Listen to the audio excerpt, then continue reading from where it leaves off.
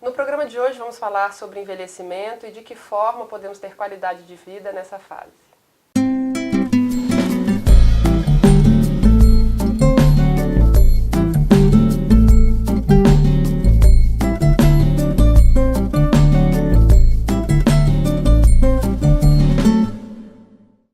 No programa de hoje vamos conversar com o Dr. Renato Maia, especialista em medicina geriátrica e mestre em ciências da saúde.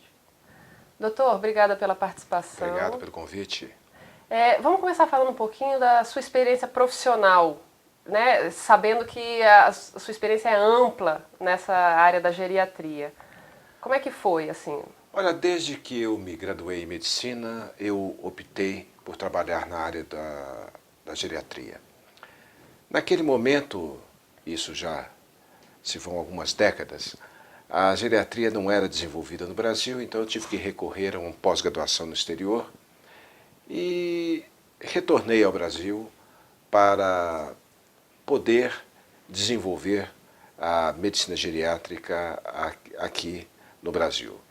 Nós não tínhamos iniciativas nem na área pública, nem na área universitária, então era um campo aberto e que me atraiu muito. Eu passei um tempo na área oficial, junto ao Ministério da Saúde, onde eu pude implementar o programa de saúde do idoso.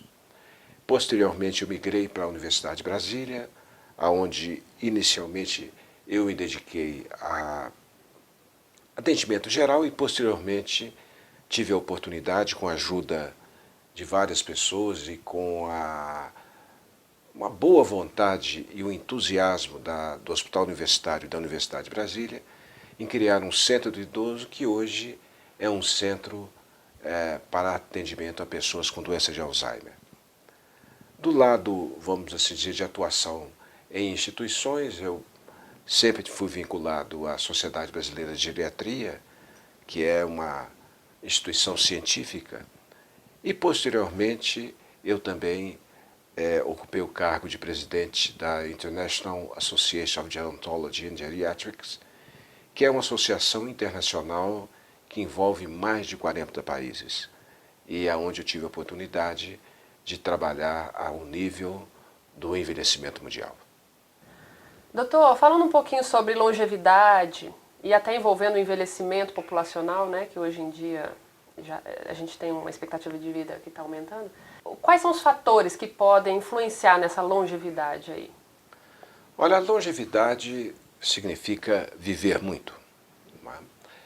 E hoje em dia sabe-se que três grandes fatores, três grandes segmentos implicam no tempo de vida. O primeiro deles é a genética. A genética determina 30% do nosso tempo de vida. Determina como? A pessoa tendo maior ou menor chance, por exemplo, de ter doença do coração, de ter câncer, ou de ter uma doença mental, por exemplo. Então, esses 30%, eles são determinados pela genética. Mas não quer dizer que quando nós nascemos, a genética já determinou tudo. Não, a gente pode modificar. O câncer, por exemplo, pode ter uma base genética, alguns, mas a gente pode modificar. Pode modificar fazendo medidas preventivas, cuidando e outras coisas. Outros 20% do nosso tempo de vida serão determinados por questões sociais, por questões políticas e até mesmo por sorte. Dentre as questões sociais, a mais importante é a educação. O nível educacional, ele contribui em muito, não apenas para a saúde, mas para o tempo de vida. De um modo geral, as pessoas que têm um nível educacional melhor têm saúde melhor e vivem muito mais. Mas outros fatores também contam, como aspectos políticos. Nascer numa área pobre, sem saneamento, diminui o tempo de vida em relação a quem nasce numa área melhor com saneamento. E a sorte nós sabemos que influi a vida para mais ou para menos. Mas metade do nosso tempo de vida será determinado por nós mesmos. 50% do tempo que nós viveremos nós mesmos decidiremos como. Agora a pergunta, mas o que quer dizer como? As respostas são várias. Fundamentalmente no estilo de vida. Mas aqui, se alguém pensa que nós estamos falando apenas de alimentação e exercício, está muito enganado. Esse negócio de falar, não, quer viver muito, coma bem e faça atividade física. Está muito errado. É pouco. Não se pode ignorar os aspectos comportamentais e psicológicos. Porque eu e você e todos sabemos, por exemplo, que atividade física é importante para a saúde. Mas só pratica atividade física quem quer. Então é preciso mexer com o querer, com o decidir, com a vontade. Porque a pessoa pode saber tudo, mas se não tiver vontade, não ocorre nada.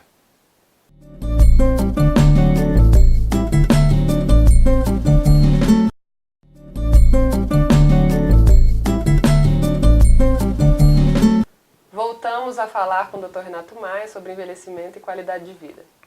Doutor, falando um pouquinho das nossas atitudes ao envelhecer e essas atitudes influenciando, né, nessa fase aí da velhice, o que nós podemos fazer para chegar bem nessa...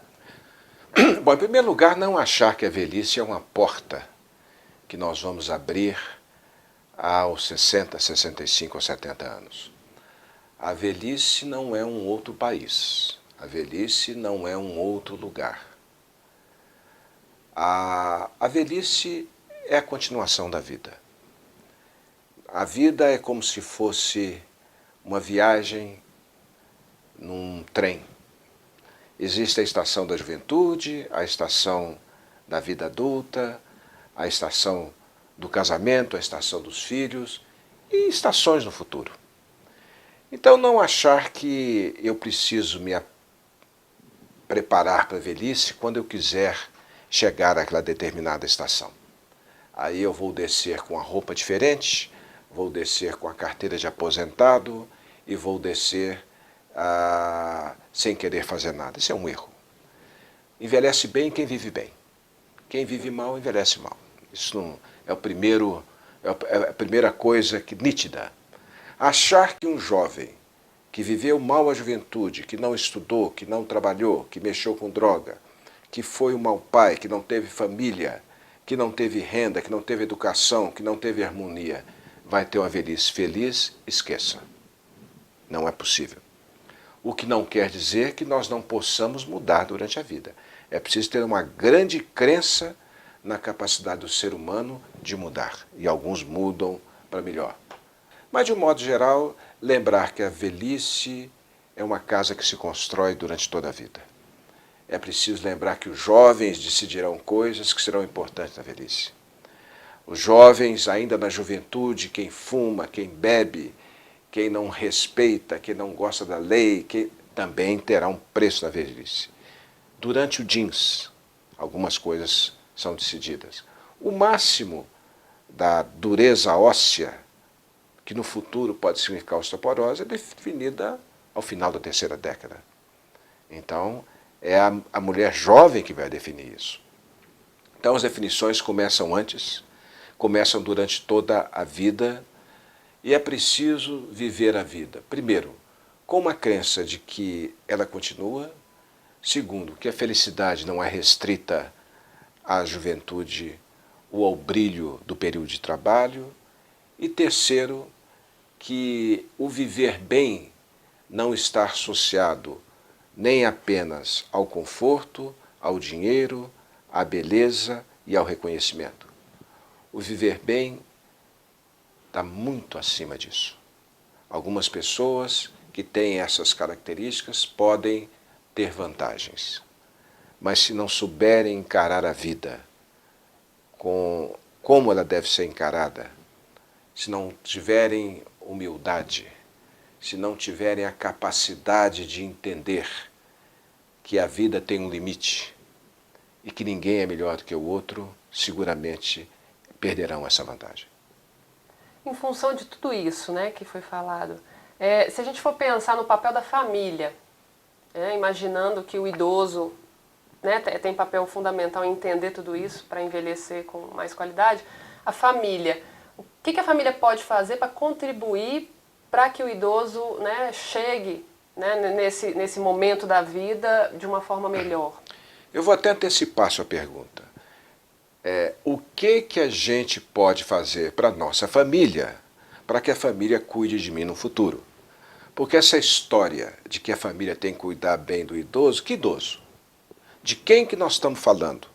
Nós estamos falando do santo pai e da santa mãe que envelheceu ou do canalha que envelheceu?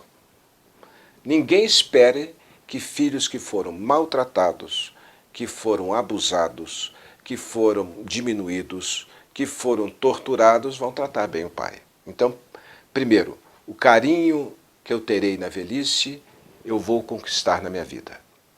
Esse é o primeiro ponto. E quem trata a família com carinho, com harmonia, quem vê na família uma fonte de serenidade, de amor, e sabe se comportar dessa maneira, não vai receber coisa diferente. O grande problema é de se acusar a família não cuida. Por que não cuida? Existem casos de famílias que realmente são omissas, filhos omissos, mas nos meus 30 anos lidando com geriatria, eu posso afirmar com certeza que a família brasileira faz tudo pelo seu idoso. Tudo, tudo. Há as exceções de um lado e de outro. Há as exceções daquele pelos quais não se merece fazer muita coisa, e há filhos omissos também. Mas o que a família pode fazer é, basicamente, apoiar, reconhecer as diferenças e nunca, nunca tratar o velho como um ser daquele outro lugar. Ele é um ser que tem dificuldades, pode ter diferente, em momentos da vida muita fragilidade. Não quer dizer que ele seja burro, não quer dizer que ele seja assexuado, não quer dizer que ele seja incompetente. Muitas vezes a doença impõe isso, mas a maioria das pessoas podem envelhecer mantendo a sexualidade, a sua capacidade de entendimento, a sua capacidade de reflexão, e tudo isso tem que ser reconhecido.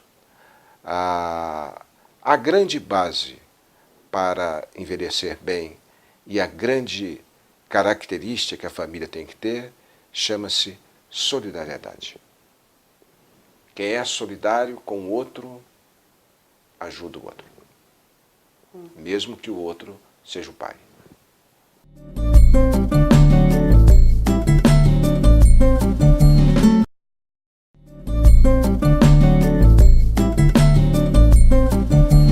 Estamos de volta falando com o Dr. Renato Maia sobre envelhecimento e qualidade de vida.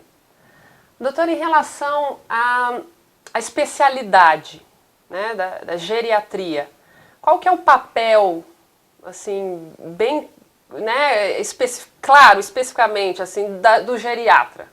O que ele faz, de fato? Bom, a geriatria, o compromisso dessa especialidade é basicamente de cuidar da pessoa mais velha. É o ramo da medicina que cuida da pessoa mais velha.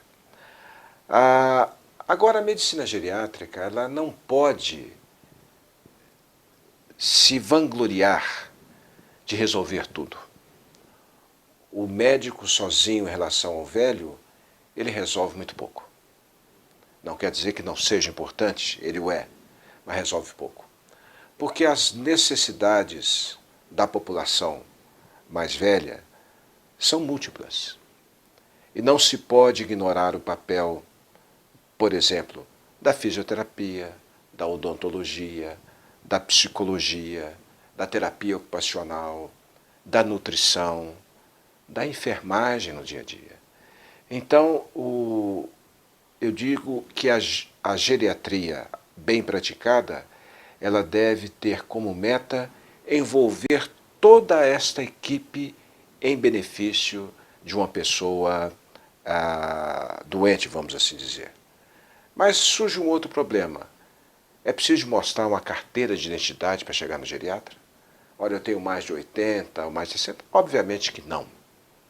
É claro que a geriatria ela não deve se destinar a atender mulheres de 20 anos que têm um medo de envelhecer e querem fazer um tratamento mágico a um preço absurdo. Isso não é papel de geriatra. Isso chama-se charlatanismo. Então procure um charlatão. E se o charlatão dizer que é geriatra, ele está mentindo, ele é charlatão. O charlatanismo é tão comum na nossa sociedade que chega a ser quase uma especialidade. Não é para mexer com isso. O que a gente pode fazer, até pessoas mais jovens até, é a orientação, é a discussão de riscos, né? É a discussão de riscos e vamos dizer, uma pregação do envelhecimento saudável. Porque o envelhecimento, volto a dizer, não é uma terra do futuro. É uma terra que a gente vai pisando lentamente, do qual todos nós somos sócios aspirantes. Porque só não envelhece quem morre mais jovem. Então o papel da geriatria é amplo, é de cuidar do idoso dentro de um enfoque otimista. O que é o enfoque otimista? Primeiro, não determinar que um problema daquele idoso seja devido à idade. Não é. É que ele tem uma doença. Posso até não saber qual é a doença, mas não é a idade. A idade não é doença. Segundo ponto, ter um otimismo em relação àquilo. A maioria dos médicos são extremamente pessimistas em relação a velhos. Eles olham com olhos de derrota. Não é. Uma das perguntas que eu mais tive que responder na minha vida é por que eu, podendo ter me dedicado a áreas glamurosas, fui cair numa área dessa. Como se a geriatria fosse o clube dos derrotados, o clube dos decrépitos, e quem trabalhasse com esse viraria candidato também. Tolice, tolice. A geriatria não é questão de fazer campanha para quilo de açúcar, não é para fazer a campanha do cobertor, é muito mais que isso. É também uma atividade que tem uma base científica, mas fundamentalmente é preciso ter uma base humana. É preciso entender a vida. É preciso entender que se os velhos forem menos, nós seremos menos ainda. O bom geriatra é aquele que se preocupa com a sua qualificação científica, com a sua abordagem científica, com a sua atualização constante, sem esquecer que a vida é frágil e que a fragilidade não é um atributo do outro, é um atributo meu e seu. Doutor, e pensando, né, em tudo isso que foi colocado também, o senhor criou em 2003 o Centro de Medicina do Idoso, né, em Brasília. E lá a equipe multiprofissional trabalha reunida para que esse idoso tenha um atendimento, né, perfeito. Fala um pouquinho no que o senhor pensou na época em que, né, se mobilizou para construir, para criar esse centro. Bom, basicamente um centro numa universidade tão reconhecida como é a Universidade de Brasília, ele tenderia a modificar conceitos na universidade em relação a isso. Então, esse é um grande objetivo. O segundo objetivo é resgatar uma ideia da criação da UNB, por Darcy Ribeiro, que era da integração. Para aqueles que não conhecem Brasília, o núcleo da UNB foi um prédio gigantesco, horizontal, para integrar estudantes de todas as áreas. Então o objetivo também era trazer isso de volta, integrar, não num prédio gigantesco, mas integrar todos da universidade, e nós fizemos isso. Mas fundamentalmente era um compromisso que a gente tinha e que temos e que devemos ter em cuidar daqueles que construíram a cidade e que hoje envelheceram. Então fundamos o centro com essa base multidisciplinar, com essa base de compromisso de cuidar da pessoa mais velha e optamos depois para cuidar especificamente dos pacientes com doença de Alzheimer, que são os pacientes indesejáveis, escondidos, aqueles em que é mais fácil dizer a família cuida e não nos preocuparmos com a família, naturalmente. Então nós começamos a fazer isso e uma determinação que eu e a minha equipe de jovens tivemos foi que o remédio não era tudo. Então partimos para medidas não medicamentosas, como a música, o coral, o trabalho com animais, o trabalho com a pintura, o trabalho com o lazer, o trabalho com a festa, o trabalho, tudo aquilo. E a coisa que mais me orgulha e que o currículo não aceita é o agradecimento de famílias quando dizem: meu pai tem Alzheimer e este último ano de vida dele foi o ano mais feliz nosso e dele. Porque eu nunca vi meu pai tão feliz, ele que era um homem aborrecido. Não por causa do remédio, e não por minha causa, mas uma equipe motivada, alegre, que procurou ajudar a vida daquela pessoa. É isso que vale a pena nesta área. É por isso que muitas pessoas são encantadas com a área da geriatria e da gerontologia, que é a área que estuda envelhecimento. Imaginando que nos grandes centros, né, exista esse tipo de assistência para os idosos, se a gente for pensar nas pequenas cidades, né, pensando no território do Brasil como um todo, existe a diferença daquele idoso no interior do Nordeste, no interior, né, de Minas Gerais, enfim, que de repente teria necessidade de um centro como esse, ou é diferente, ou a vida do idoso naquela situação faz com que ele evolua de outra forma. É diferente o idoso do grande centro, o idoso... Em verdade, um centro para lidar com idosos, ele é importante, mas não é o mais importante. Se eu dissesse que é mais importante, eu estaria diminuindo o papel da família, o papel da atividade comunitária, o papel até mesmo da pessoa em cuidar da sua própria saúde. Existe grande diferença entre o idoso velho, chamar de velho não é ofensa, que vive numa grande cidade e na pequena cidade. Muitas vezes na pequena cidade ele às vezes tem mais oportunidade. E no Nordeste mais ainda, porque em cerca de 51%, ou talvez um pouco mais, dos lares nordestinos, o idoso que tem aposentadoria, ele ocupa um local de destaque, quase que de cabeça da família. Porque ele tem uma renda que recebe num dia marcado e é ele e os seus colegas da mesma idade que movimentam a economia de pequenos municípios. Então, esse particular existe. É que em municípios pequenos, pobres, muitas vezes a maior renda vem do grupo de idosos, porque eles têm aposentadoria. Mas a vantagem de morar na cidade pequena é que a gente sabe aonde é a porta do prefeito.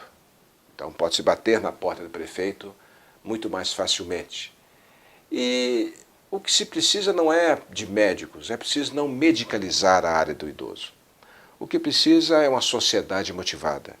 E a gente encontra por todos os lugares do Brasil sociedades motivadas, pessoas motivadas, jovens motivados. E é isso que torna o envelhecimento mais agradável, mais fácil de ser levado. Não vamos esquecer aqueles idosos que não deram certo. Aqui também, muitas vezes, a gente adota o discurso fácil e vitorioso do envelhecimento saudável e esquecemos daqueles que não deram certo. Os que não deram certo têm que ser cuidados tecnicamente e, por isso, tem que haver uma capacitação, tem que haver uma política de apoio, tem que haver apoio do Ministério da Saúde para disseminar conhecimento, formar pessoas e capacitar regiões. Doutor, obrigada pela participação. Obrigado a você. Por tudo que foi colocado. E semana que vem, então, a gente tem mais. ficamos por aqui.